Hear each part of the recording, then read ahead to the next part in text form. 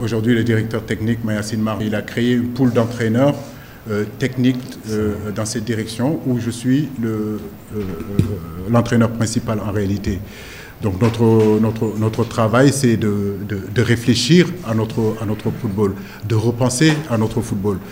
Aujourd'hui, avec beaucoup de modestie et d'humilité, je pense que beaucoup de gens s'imprègnent de ce que le Sénégal est en train de faire depuis des années et des années. Donc je pense qu'au lieu que cette connaissance-là, qu'on l'amène ailleurs, il est important de le faire partager d'abord par les entraîneurs qui sont dans la direction technique et après par la suite essayer de le partager par les entraîneurs des clubs pour notre football. Mais l'entraîneur de l'équipe locale s'appelle Pape Thiaw. Moi, ce que je peux faire, c'est apporter mon soutien s'il me le demande. Mais en réalité, ça faisait 11 ans qu'on ne s'était pas qualifié à cette CHAN-là.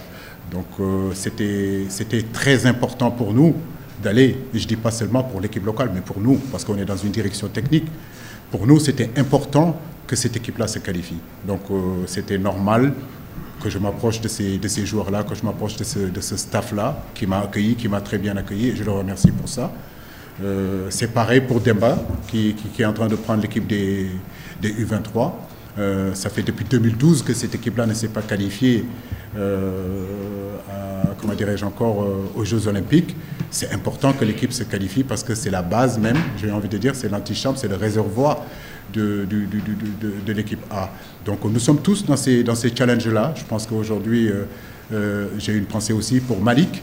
Vraiment, félicitations.